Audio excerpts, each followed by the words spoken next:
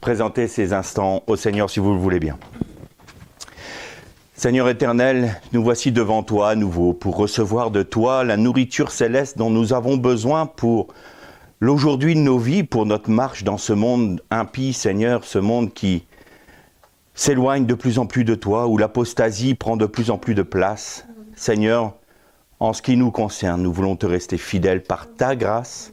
Nous savons très bien, Seigneur, que rien en nous ne peut rester fidèle.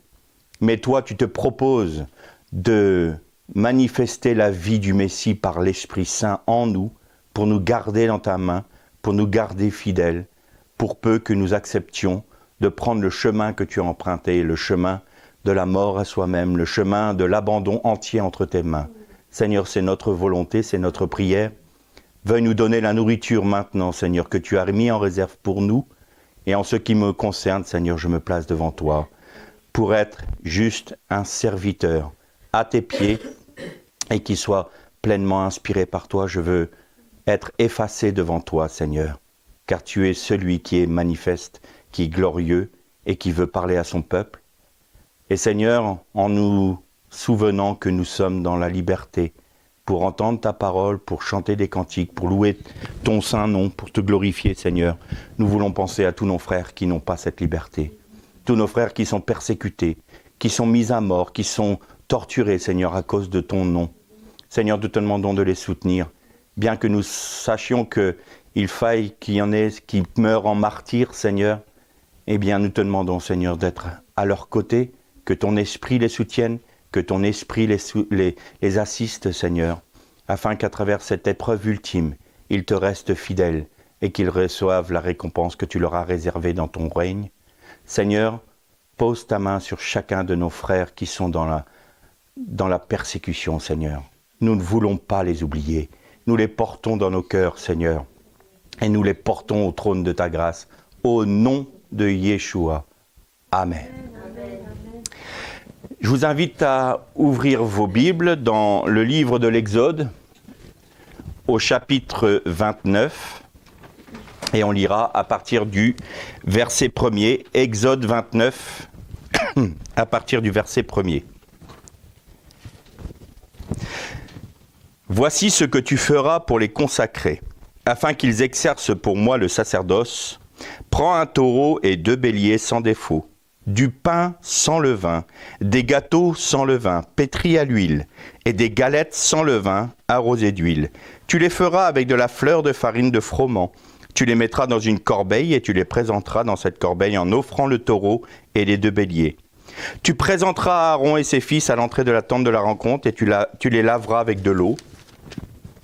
Tu prendras les vêtements, tu revêtiras Aaron de sa tunique, de la robe, de l'éphod et du pectoral, que tu serreras sur lui avec la ceinture de l'éphod. Tu poseras le turban sur sa tête et tu mettras le diadème sacré sur le turban. Tu prendras l'huile d'onction, tu en verseras sur sa tête et tu lui conféreras l'onction. Tu présenteras ses fils et tu les revêtiras de la tunique, tu ceindras Aaron et ses fils d'une écharpe et tu leur attacheras une tiare à la tête. Le sacerdoce leur appartiendra par une prescription perpétuelle. Tu investiras ainsi Aaron et les fils. Tu présenteras le taureau devant la tente de la rencontre. Aaron et ses fils poseront les mains sur la tête du taureau. Tu immoleras le taureau devant le Seigneur à l'entrée de la tente de la rencontre. Tu prendras du sang du taureau, tu en mettras sur le doigt, avec ton doigt sur les cornes de l'autel et tu répandras tout le reste du sang sur le socle de l'autel. Tu prendras toute la graisse qui couvre les entrailles, le lobe du foie, les 2 rognons, avec la graisse qui les couvre, et tu feras fumer cela sur l'autel. Tu brûleras cela sur l'autel.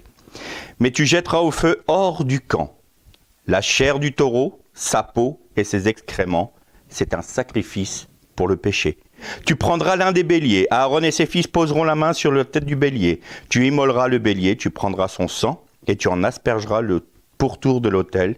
Tu couperas le bélier en morceaux, tu laveras ses entrailles et les pattes, et tu les mettras sur les morceaux et sur la tête.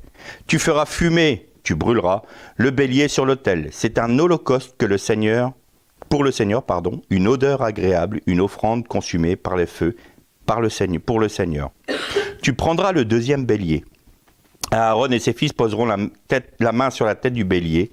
Tu immoleras le bélier, tu prendras de son sang, tu en mettras sur le lobe de l'oreille droite d'Aaron, et sur le lobe de l'oreille droite de ses fils, sur le pouce de leurs mains, et sur les pouces de leurs pieds, droits.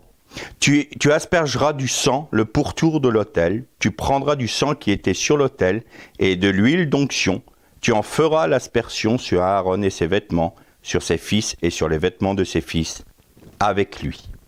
On arrêtera pour là notre lecture dans l'Exode, et je vous invite à faire une seconde lecture dans l'épître de Paul aux Romains, au chapitre 12, et on lira là aussi le premier verset, à partir du premier verset. Je vous encourage donc, mes frères, au nom de toute la magnanimité de Dieu, par les compassions de Dieu, à offrir votre corps comme un sacrifice vivant, saint et agréable à Dieu. Voilà quel sera pour vous un culte conforme à sa parole, ou dans d'autres traductions, un culte raisonnable. Ne vous conformez pas à ce monde-ci, mais soyez transfigurés par le renouvellement de votre intelligence pour discerner quelle est la volonté de Dieu, ce qui est bon, agréable et parfait. On arrêtera là nos lectures. L'épître de Paul nous dit « Je vous invite, mes frères, à offrir vos corps comme un sacrifice vivant. » Alors, on parle souvent de la croix, on parle souvent du sacrifice, qu'il faut s'unir au sacrifice de Jésus, être rendu participant au sacrifice de Jésus. Et il nous faut comprendre que ce que les Hébreux ont fait, du moins ce que l'Éternel a demandé aux Hébreux de faire en termes de sacrifice d'animaux, est totalement et pleinement accompli par Christ. Et nous sommes nous-mêmes invités à être rendus participants à ce sacrifice, pour une bonne raison. Que nous dit l'épître de Paul aux Romains? Il nous dit pour que vous soyez transfigurés, transformés, pour que vous soyez renouvelés, pour que votre intelligence soit épurée de toute scorie qui vient de la chair, et qu'ainsi vous ayez un regard lucide sur le monde dans lequel nous sommes, et qui nous fait prendre une position qui soit selon le cœur de Dieu.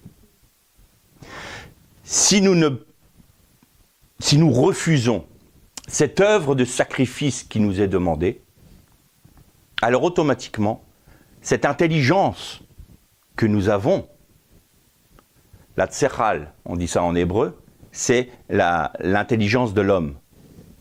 Mais il y a la bina. La bina, c'est l'intelligence, la sagesse de Dieu. Si jamais nous restons dans le tsechal, alors là, nous allons prendre la Bible, nous allons utiliser la parole de Dieu en y projetant notre propre intellect. Et de ce fait, il y aura immanquablement division, discorde, interprétation différente.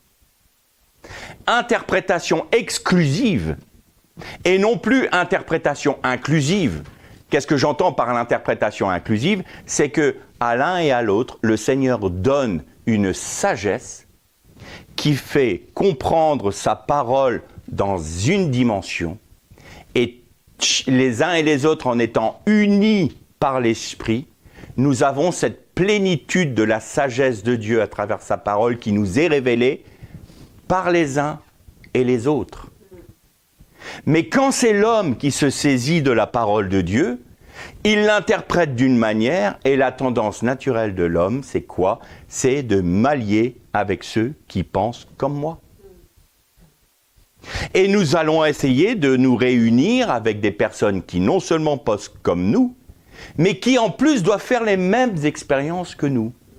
Donc nous attendons de l'autre qu'il corresponde à l'image que nous voulons qu'il ait. Tout comme nous voulons que Dieu corresponde à l'image que nous avons de lui. Et à partir du moment où Dieu ne rentrera pas dans nos cadres, parce qu'il ne se laissera pas enfermer dans la sagesse humaine, Eh bien, si nous projetons ça sur nos frères, eh bien, il y aura des divisions, des discordes et des séparations. Donc, il ne faut jamais oublier que diabolos, c'est celui qui divise. C'est littéralement ce que ça veut dire en grec. Celui qui engendre des querelles. Eh bien, quand nous sommes divisés, quand nous acceptons que des sentiments mauvais, des sentiments charnels nous animent pour dire tel frère, je ne peux pas m'unir à lui. Ah oui, mais il fait telle chose qui ne correspond pas à ce que moi je pense être juste. On n'accepte plus que l'autre puisse avoir ses propres failles. On ne se supporte plus les uns les autres. Tout de suite, on va le traiter d'hérétique. Tout de suite, on va lui dire « Ah ben non, celui-là, il ne pense pas exactement comme je veux. » Donc, je m'écarte de lui, je m'éloigne. Et souvent, on prend les textes de Paul qui dit que celui qui refuse la correction du Seigneur soit anathème. Anathème, ça veut dire ne puisse plus rentrer dans la communion des frères. Mais ça veut dire quoi? Alors, il y a ces paroles qui disent « Ne mange pas avec lui. Ne le salue pas. » Et on pense que c'est une parole qui veut dire on ne va pas avoir l'élémentaire correction, l'élémentaire éducation. Ce n'est pas ce que nous dit le texte. Parce qu'il faut ramener toujours ce texte-là dans son contexte historique, géographique. C'était donné au Moyen-Orient, dans la culture hébraïque, orientale. Et c'est quoi cette culture? C'est la culture des Touaregs, des nomades. C'est-à-dire que celui qui mange à ma table est quelqu'un avec qui je n'ai aucune division ou différence de vue. Il y a une communion. C'est pour ça que les tribus nomades, encore aujourd'hui dans le Negev, quand il y a un conflit entre elles et que ce conflit se résout, eh bien, ils vont faire un repas et ils mangent ensemble pour sceller à nouveau leur amitié et le fait que la guerre est terminée. C'est ça que ça veut dire. C'est le repas de communion. Et donc, ils se saluent en tant que frères. C'est ça. Donc, pour nous, les chrétiens, à quoi ça correspond? Eh bien, à partir du moment, c'est ce que nous dit la Bible, à partir du moment où quelqu'un a reçu l'Esprit de Dieu, eh bien, il est enfant de Dieu. Il peut avoir ses failles, il peut avoir des erreurs, il peut même faire des choses qui sont pas bibliques, mais ça n'empêchera pas qu'ils peuvent avoir le salut. C'est pas à nous de décider s'ils sont frères ou pas, c'est Dieu qui le fait. Mais si nous voulons nous unir qu'avec des personnes qui pensent comme nous, nous allons réduire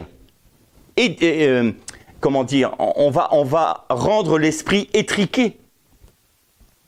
Il n'y aura plus cette largesse d'esprit qui va faire qu'on va accepter et on va supporter les uns et les autres. On va se supporter les uns les autres. Non, on va devenir étriqué. Et on va vouloir que nos frères et nos sœurs rentrent dans notre conception de ce que l'on veut que soit la vie chrétienne. Or, le Seigneur agit de différentes manières pour chacun d'entre nous. Il y a autant d'œuvres de Dieu qu'il y a d'êtres humains sur terre. Mon expérience ne peut pas être exactement la tienne. La tienne ne pourra jamais être la mienne, parce que nous sommes différents, parce que nous avons chacun notre personnalité. Et le Seigneur adapte toujours son œuvre à notre personnalité. Il y a évidemment des prérequis, un socle commun, je dirais, c'est-à-dire la foi dans le sacrifice de Jésus, par lequel nous avons la rémission de nos péchés, la réconciliation avec Dieu. Ça, c'est un fait, c'est évident. Ensuite, il y a ceux qui vont accepter l'œuvre de Dieu dans leur vie, ce dont on va parler maintenant, plus ou moins grande. Il y en a qui vont accepter un abandon total de leur vie et ils vont mettre aucune barrière à Dieu dans cette œuvre de restauration de leur âme et de renouvellement de l'intelligence.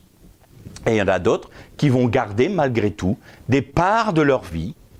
Ça ne leur enlèvera pas le salut, mais ils perdront une part de leur récompense, parce qu'ils ne se seront pas complètement abandonnés. Mais ça ne veut pas dire que tous les chrétiens vont être des disciples. Enfants de Dieu rachetés, oui, mais disciples, pas forcément. Un disciple, c'est celui qui s'abandonne totalement à son maître et qui le suit partout où il va. Ça, c'est le disciple. C'est le disciple, c'est celui qui va obéir à ce que son maître lui enseigne. Un chrétien peut très bien être racheté par grâce, peut être un enfant de Dieu et ne pas vouloir suivre Jésus partout où il va. Et où est-ce que Jésus nous demande d'aller? Là où on va. Le sacrifice d'Exode, la croix, ce qu'on a dit, un sacrifice vivant qui sera de votre part un culte raisonnable. Alors vous avez remarqué qu'il y avait 3 animaux.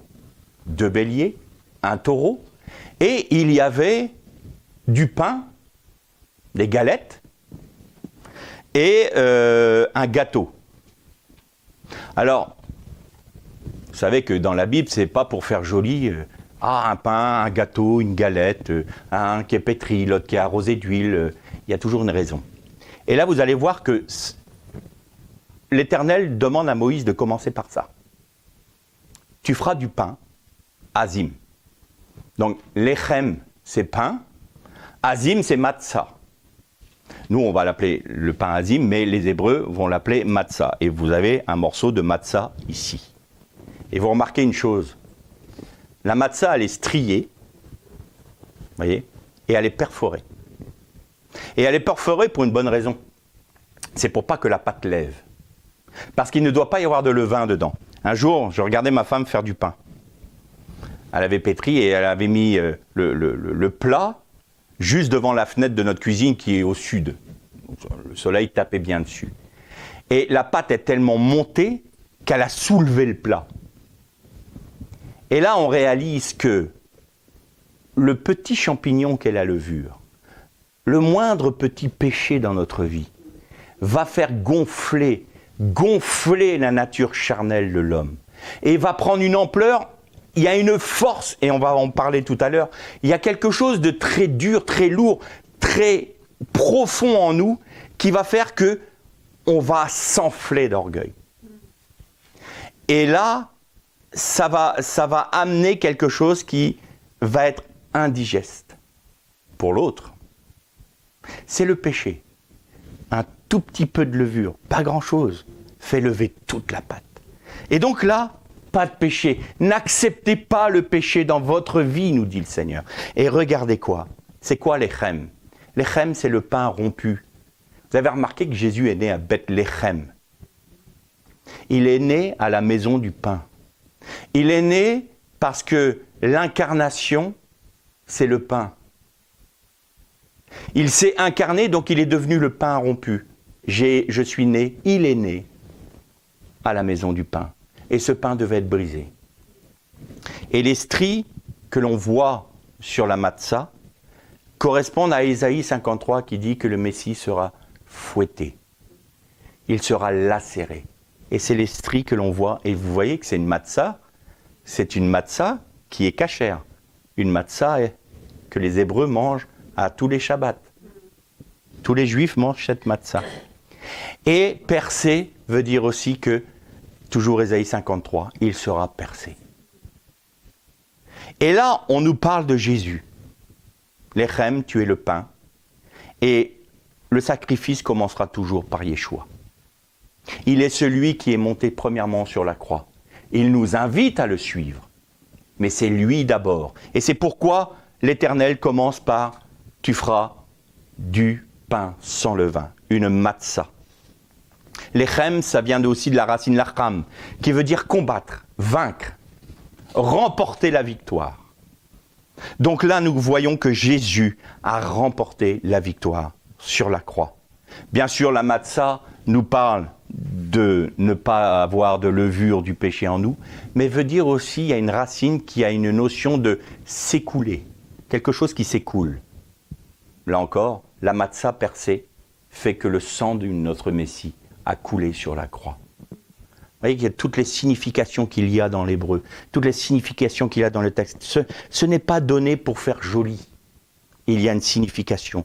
Donc on voit que le pain rompu pour nous rompt le lien qui nous unit à cette nature pécheresse que nous avons reçue du serpent. Il va remporter la victoire pour nous. Mais pour remporter cette victoire, il faut qu'il soit brisé. Il faut qu'il soit percé il faut qu'il soit fouetté. Et alors, son sang va couler. Et il est aussi pétri, nous est dit. C'est balal en hébreu. Et pétrir, ça nous rappelle quelque chose de très important. C'est Gethsémani. Gethsémani, c'est littéralement le jardin du pressoir à huile. Et c'est là où il a été pressé, où il a été pétri, il a été dans l'angoisse, il a été malaxé. Parce que c'est là que, en remportant la victoire par son sang qui a coulé dans le jardin, ça a commencé là. Le péché a démarré dans un jardin. La restauration de l'humanité s'est faite dans un jardin. Son sang a coulé, mais il a coulé de l'angoisse, du fait que notre Messie a été pétri, du fait que notre Messie a été broyé, du fait que notre Messie a été écrasé. Et son sang a coulé. C'est la vie, c'est l'huile d'onction qui coule. Donc, il est pétri. Le gâteau, c'est challah. Et ça veut dire aussi un gâteau percé. On revient à la matzah. C'est un gâteau qui veut dire percé. Il va être crucifié. Ça ne va pas s'arrêter au jardin. Ça va aller encore plus loin. Et donc, tu prendras une galette.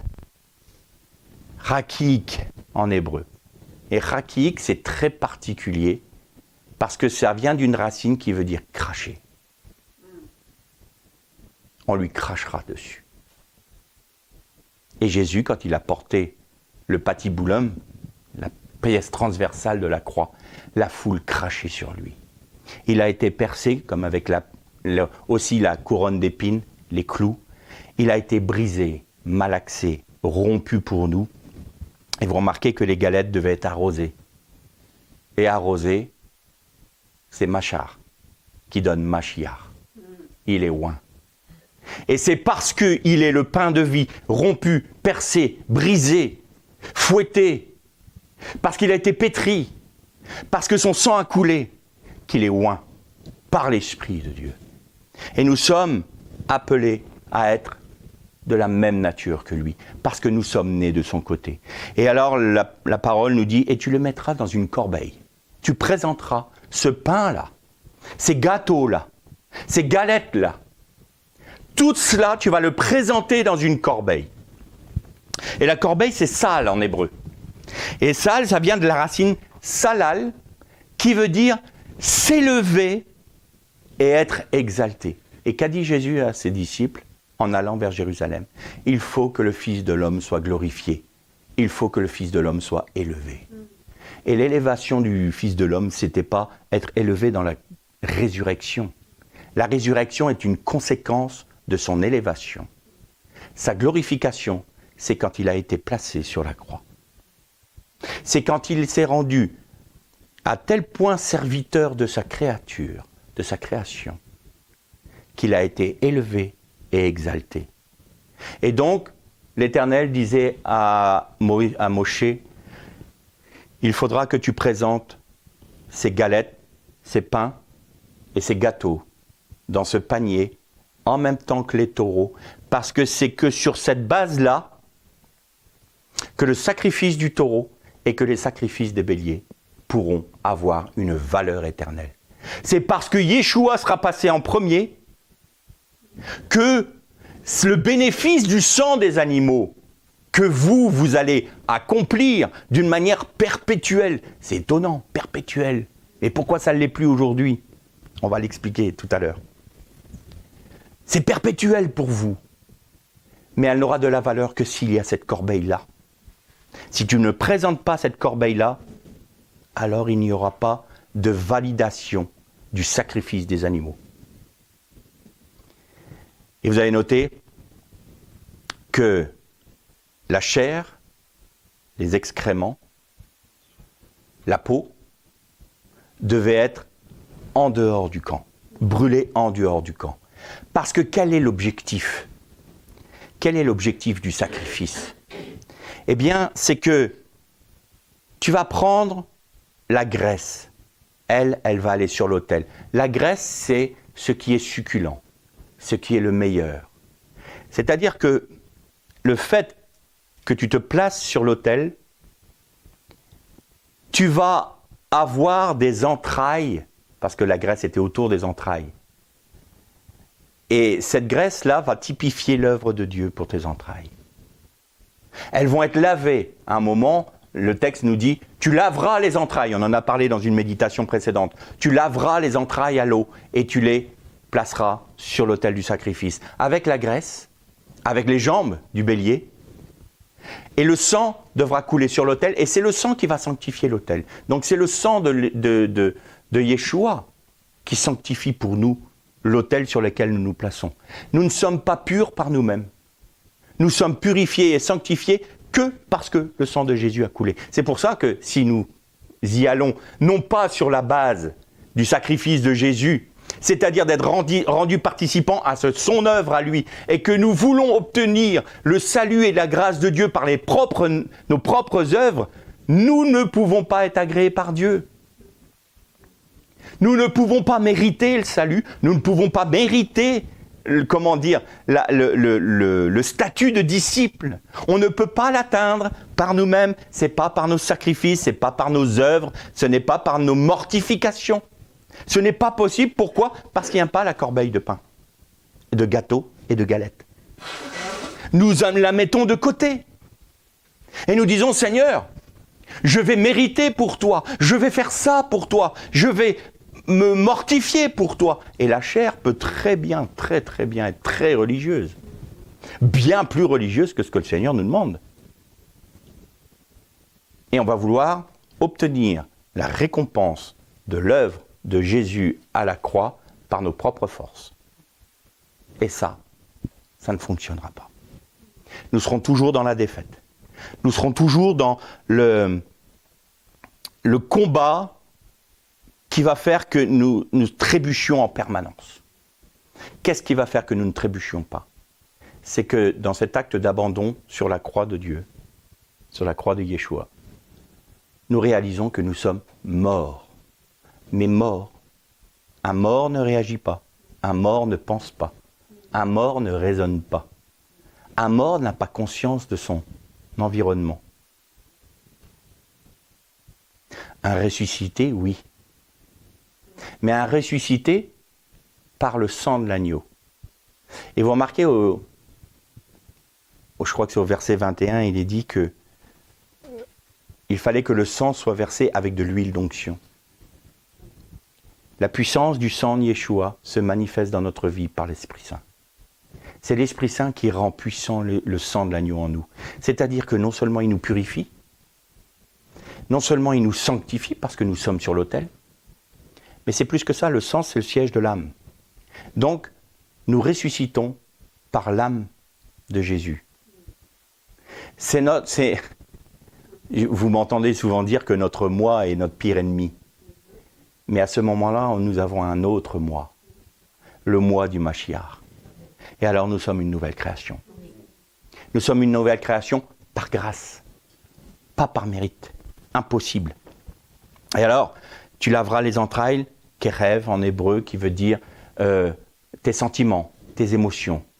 Tout ça va être purifié parce que tu acceptes d'être sur la croix. Tout ça va être restauré parce que tu acceptes d'être sur la croix. Et puis il est parlé du foie. Et le foie, si vous prenez dans la tradition juive, le foie c'est le siège de la colère. C'est le siège de ce qui est lourd en nous. C'est le siège de ce qui est dur, ce qui est difficile en nous. On va pouvoir avoir une notion de cela avec Jacob qui lutte contre Yeshua, c'est l'ange de l'Éternel, et il y a un moment il le frappe sur l'endroit le plus dur de son être, la hanche, le tendon de la hanche. Et Yaakov devient boiteux. Et l'ange lui dit, tu as vaincu l'Éternel. Tu as lutté contre l'Éternel et tu es sorti vainqueur. Et il est sorti boiteux surtout. Mais c'est justement parce qu'il est sorti boiteux qu'il est vainqueur. Parce qu'il était obligé de s'appuyer sur le bâton, sur le maté. Et ça, c'est un mot miroir, maté. Maté, vous inversez le mot et vous avez émet, qui est la vérité. Donc Yaakov, en étant brisé sur l'endroit le plus dur de son être, sur ce qui est le plus résistant en lui, Yaakov qui veut dire le roublard, qui veut dire l'usurpateur, qui est celui qui fait des petits coups en douce, eh bien, il est brisé. Et il s'appuie sur la vérité, Yeshua. Et donc il devient Israël. Il est nommé par Dieu à ce moment-là. Il a un nom nouveau à ce moment-là. Mais c'est parce qu'il a perdu le combat qu'il est vainqueur. C'est parce que nous serons morts que nous serons vainqueurs. C'est parce que nous serons sur la croix que nous serons vainqueurs. Nous ne pouvons pas être vainqueurs en dehors de la croix. La croix, c'est notre trône. C'est notre trône. Et alors, le foie, il doit être aussi purifié. Les rognons, c'est vraiment le cœur des entrailles, c'est là où il y a les sentiments. Tous nos sentiments vont être modifiés. Et c'est ce que dit Paul dans son épître aux Romains. Il dit, votre intelligence va être renouvelée. L'intelligence humaine va faire en sorte que nous brillions devant la société. Que nous ayons les meilleurs diplômes, la meilleure statut social, que nous soyons ceci, que nous soyons cela, que nous soyons reconnus par nos pères, que nous soyons reconnus par les hommes, que nous ayons une position. Ça, c'est la sagesse humaine. Parfois, on va dire comme ça, « Ah, cet homme, il a réussi sa vie. » Ou « Cette femme a réussi sa vie. Il est très riche, il a tout ce qu'il veut. » Mais il n'a pas réussi sa vie. Il brille, c'est la sagesse humaine. La sagesse de Dieu, c'est Jésus n'a pas fait prévaloir sa position glorieuse. Non seulement il ne l'a pas fait prévaloir, mais il l'a quitté pour s'incarner dans notre humanité, pour revêtir notre faiblesse, pour revêtir nos limitations. Et non seulement il a revêtu notre chair et notre condition humaine qui est limitée, mais il a été tenté en tout point, comme nous. La seule différence, c'est qu'il n'y avait pas de levain en lui. Et donc la pâte n'a pas pu monter pour Yeshua. Mais comme il savait que nous ne serions incapables de le faire, puisque les Hébreux n'ont pas pu le faire, eh bien il a dit, maintenant je vais m'offrir en sacrifice pour vous. Alors je vais être brisé, broyé, je vais être percé, mon sang va couler, alors que je suis glorieux. Je suis glorieux. Mais cette gloire qui est dans les cieux, vous imaginez que Jean, quand il revoit Yeshua, il tombe comme mort. Il est tellement imprégné de la gloire de Jésus qu'il tombe comme mort. Et Jésus a quitté ça pour venir laver nos pieds. Et on oserait dire au Seigneur, je vais y arriver par mes propres forces. J'ai pas besoin de toi, Seigneur, pour faire ton œuvre. J'ai pas besoin de toi, Seigneur. Moi, je suis assez grand, je suis assez fort, je suis quelqu'un qui est reconnu par mes frères. Mais non, non, non, non. Tu es limité. Laisse-moi prendre toute la place. Offre-toi comme ton maître en sacrifice pour tes frères. Tu t'offres à Dieu pour tes frères. Ah mais Seigneur, c'est pas juste. Elle est où ma récompense? Elle était où la récompense des Lévites? Vous savez que les Lévites, la science a découvert ça, ils ont un gène particulier que le reste de l'humanité n'a pas, que même le reste des tribus d'Israël n'ont pas. Je ne me rappelle plus du nom, mais c'est au niveau d'un chromosome. Il y a un gène qui est spécifique à la famille des Cohen, c'est-à-dire des prêtres. Et on sait que une personne est de la tribu de Lévi et de la famille des Cohen parce qu'il y a ce gène-là, que le reste de l'humanité n'a pas. Il y a une marque chez eux. Il y a un sceau chez les Lévites. Et comme j'ai coutume de dire que les vainqueurs des 7 églises d'Asie sont les Lévites de la Seconde Alliance, que nous dit l'Apocalypse? Vous serez scellés. Et l'Éphésiens nous dit, c'est quoi qui va nous sceller? Vous êtes scellés par l'Esprit de Dieu. Parce que vous vivrez par l'Esprit, parce que le Saint-Esprit en vous va produire la vie du Messie, va rendre puissant pour vous le sang de l'agneau qui a coulé sur la croix. Et parce que vous êtes vous-même sur la croix au bénéfice de l'Esprit, vous êtes scellés. Vous êtes scellés. Mais pour être scellé, il faut être sur la croix. Il n'y a pas d'autre chemin. Il n'y aura pas d'autre prédication. C'est pas la peine d'essayer de sortir des doctrines, tout ce qu'on veut. Je vais vous donner une technique pour que vous arriviez à ceci ou cela. La croix, la croix, la croix. Paul qui disait « Je n'aurai d'autre chose à vous dire que Jésus-Christ et Jésus-Christ crucifié. » Point. On ne peut pas. Tout ce qui va sortir de ça, ça va être, on va composer, on va essayer de se mettre dans une position où on va mériter puis garder quand même une partie de notre vie. Eh bien, vous savez quoi? La peau, c'est or en hébreu. Hein? On en a déjà parlé avec un haïn. Mais ça, on peut dire aussi our. Et our, ça veut dire être mis à nu. Est-ce qu'on accepte d'être mis à nu par Dieu? Alors ça, c'est pas agréable. Pourquoi? Parce que le fait d'être mis à nu, ça va nous amener dans la même réflexion qu'Adam quand il a perdu son or, c'est-à-dire la lumière avec un aleph. Il était revêtu de la gloire de Dieu. Il l'a perdu en péchant et il a réalisé qu'il était mis à nu. Et il a eu peur. Or, un enfant de Dieu qui accepte la croix est un enfant de Dieu qui accepte de devenir un disciple et de demeurer dans ce statut de disciple, parce qu'on peut très bien être un disciple pendant 10 ans et puis s'arrêter. Le salut s'obtient par la foi seule, mais le statut de disciple peut être perdu très vite.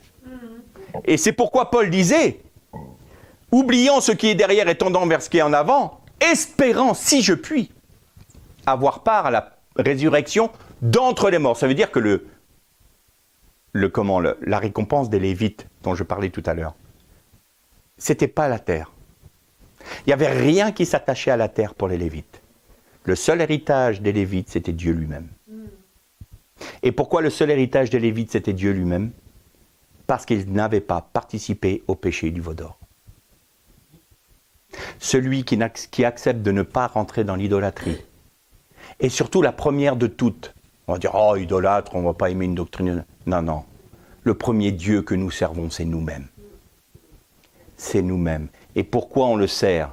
Parce qu'on ne veut pas qu'il meure. Et comme on ne veut pas qu'il meure, on ne veut pas être sur la croix.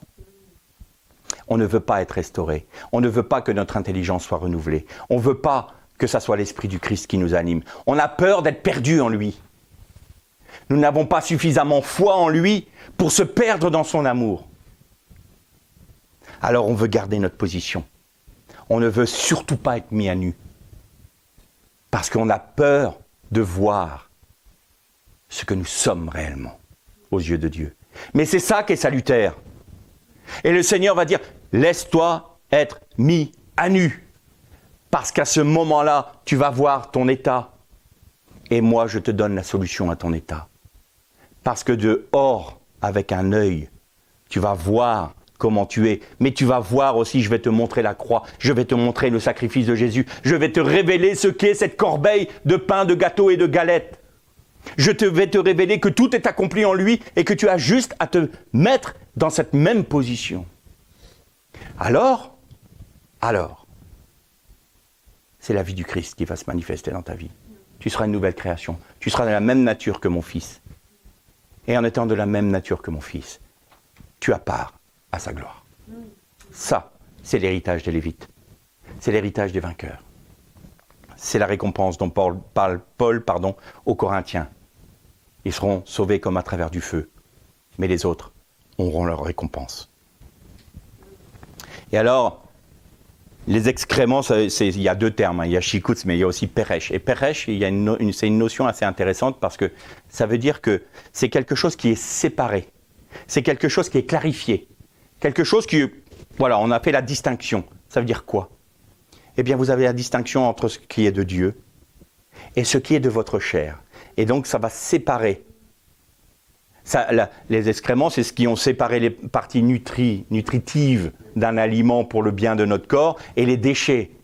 Eh bien, c'est cette séparation-là. Ce qui est déchet, ce qui est de notre nature charnelle, ce qui est mauvais en nous, ce qui est de cette chair qui nous pourrit la vie, parce qu'il faut dire les choses, ça va être brûlé hors du camp. Et il va rester que la graisse, les entrailles, le foie. Tout ça qui va être renouvelé. Vous avez remarqué, tout est mis avec la tête, vos pensées, les jambes, c'est votre marche, vos sentiments. Tout votre être est renouvelé. Tout, parce que vous acceptez d'être mis sur la croix. Et votre chair, elle est hors du camp. Elle est morte définitivement en Jésus-Christ. Ça s'obtient par la foi. Mais ça se vit aussi par la foi. Alors comment est-ce que, Seigneur, je peux faire pour être rempli de tes sentiments? Eh bien, il va y avoir des circonstances de ta vie. Et là, tu vas avoir un choix à faire. Soit tu réagis, soit tu veux pas mourir sur tel et tel point, soit tu dis, Seigneur, non pas ma volonté, mais ta volonté. Est-ce que tu acceptes d'être dans la corbeille aussi? Malaxé à Gethsémani? Est-ce que tu acceptes d'être broyé? Est-ce que tu acceptes d'être brisé? Est-ce que tu acceptes d'être percé? Percé dans ton âme, parce que tu n'as pas envie de perdre. Il est hors de question que je perde devant cette personne. Le Seigneur te dit si. Parce que si tu perds, tu gagnes. La croix n'est pas sympathique du tout avec nous.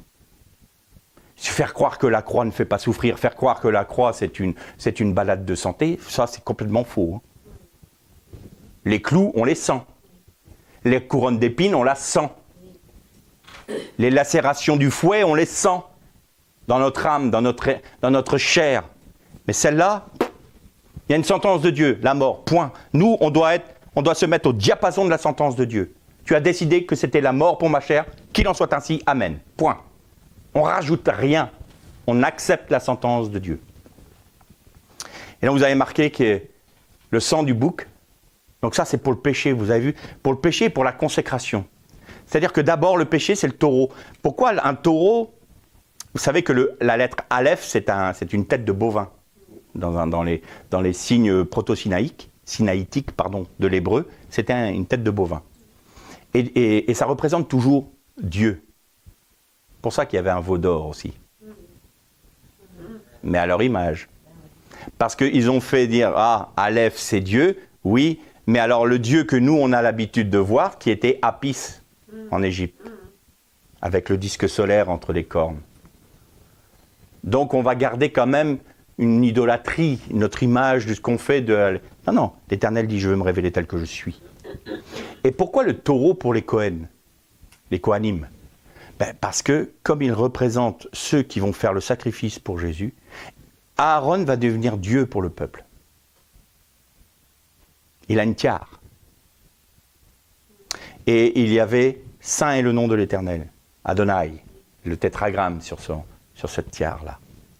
Et cette tiare, par son illumination, jugeait le peuple. Donc il avait une position qui faisait qu'il devait, pour lui-même, être justifié, purifié. Et ça devait être un taureau et non pas un bouc. Parce qu'il prenait une passe d'autorité, il était comme Dieu pour le peuple. Comme Yeshua, ça c'est le sacrifice selon l'ordre d'Aaron, mais comme Yeshua est le sacrificateur selon l'ordre de Melchizedek, c'est-à-dire éternel. Et c'est là que nous retrouvons ce perpétuel sacrifice des animaux. C'est-à-dire qu'en Jésus-Christ, tout est parfaitement accompli. Il a fait verser son sang dans notre temporalité. Il l'a amené pour faire l'oblation dans l'éternité. Et parce que son sang est dans l'éternité, en ayant coulé dans notre temporalité, c'est un sacrifice éternel. Donc, les animaux, ce sacrifice perpétuel, est toujours perpétuel parce que Jésus l'a rendu éternel. Toute son application est là. Donc, il n'y a plus besoin de sacrifice de Jésus. Et donc, il y avait le taureau d'abord et ensuite les boucs. Et les boucs, c'était pour la consécration. Et donc là, c'était pareil. Il y avait une épaule. L'épaule, c'est la partie costaud. Et il y avait L'alia, c'est la queue. Bizarre que le Seigneur lui demande la queue. Et la queue, c'est la racine de l'échine. Hein. Elle était coupée à cet endroit-là, elle était brisée. Et là, c'est intéressant parce que ça veut dire un sacrement aussi. Alia, c'est une queue. C'est un sacrement. J'ai juré. Et donc, j'ai juré que ce sacrifice vous serait éternel. Ça manifeste que Dieu juge par son propre nom. Il juge par sa propre œuvre en Jésus-Christ. Il jure, par sa propre œuvre en Jésus-Christ. Et parce que Dieu jure par son propre nom, ça a une valeur éternelle. Et que à chaque fois que nous voulons jurer, nous, parce que nous avons de plus cher sur terre, il ne faut pas le faire. Pourquoi ? Comment pouvons-nous jurer d'une manière plus grande que Dieu ne jure lui-même par lui-même ? C'est impossible, ça sera en deçà. Donc ne jurez de rien, que votre oui soit oui, que votre non soit non. Parce que l'Éternel a juré par son propre nom. N'essayez pas encore, d'usurper la gloire de Dieu. Soumettez-vous au Seigneur.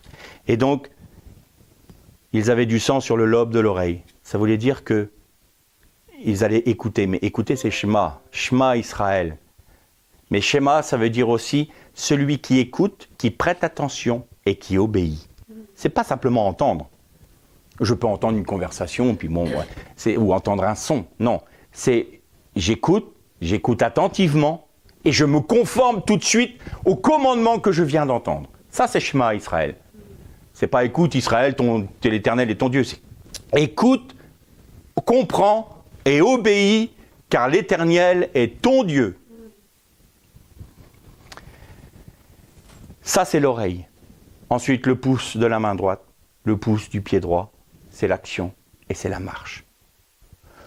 Tout notre être est transformé, est transfiguré, comme nous dit le texte de Romains, pour être rendu semblable à l'image de Jésus. Et alors, nous pouvons faire ses œuvres. Nous sommes donc consacrés. Notre consécration vient du fait que nous sommes sur la croix et que nous laissons l'œuvre de la croix pleinement s'accomplir en nous. Alors nous sommes consacrés et seulement à ce moment-là nous sommes consacrés.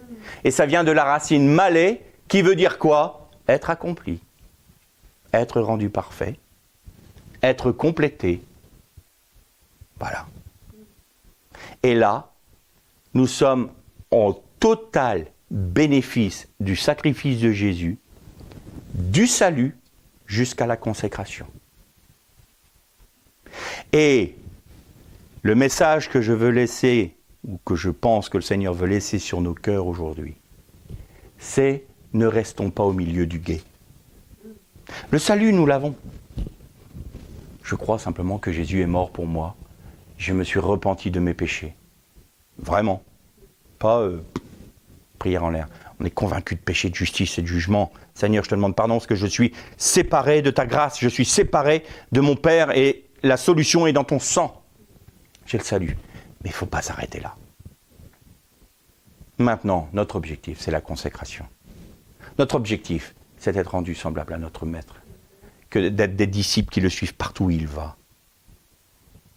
Alors, vivons la croix, vivons-la pleinement.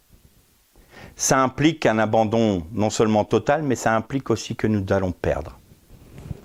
Nous allons perdre notre réputation, perdre notre renommée, perdre notre justice, notre justification. Ah, je veux être justifié devant mes... Non, laisse ça dans les mains du Seigneur. Ah, mais quand même, c'est pas normal ce qu'on m'a fait. Le Seigneur n'a pas dit que ce que l'on avait vécu était juste. Hein. Il n'a jamais dit ça. Il a dit, ne revendiquez pas vos droits. Pourquoi ? Parce que moi, je n'ai pas revendiqué ma gloire quand je vous ai servi. Et à ce moment-là, vous serez tellement consacré, vous serez tellement complet, vous serez tellement accompli, que vous laverez les pieds de votre prochain, de vos frères, de vos sœurs, qui eux vous frapperont, qui eux vous feront du mal. Et là, on revient au début de notre méditation. Ah, mais moi, je veux m'unir qu'avec ceux qui pensent comme moi. Et il y en a beaucoup qui ne vont pas vous comprendre et qui vont penser vous soigner en vous frappant. Et vous devrez accepter, perdre. Parce que quand on perd, on gagne en Jésus-Christ. Quand on perd notre vie, on gagne celle du Messie. Mais si on veut garder notre vie, nous empêchons la vie du Messie de s'exprimer, de s'édifier et de prendre toute son ampleur à nous. Et nous ne pouvons pas être complets en dehors de celui qui est la plénitude. Vers les shalom.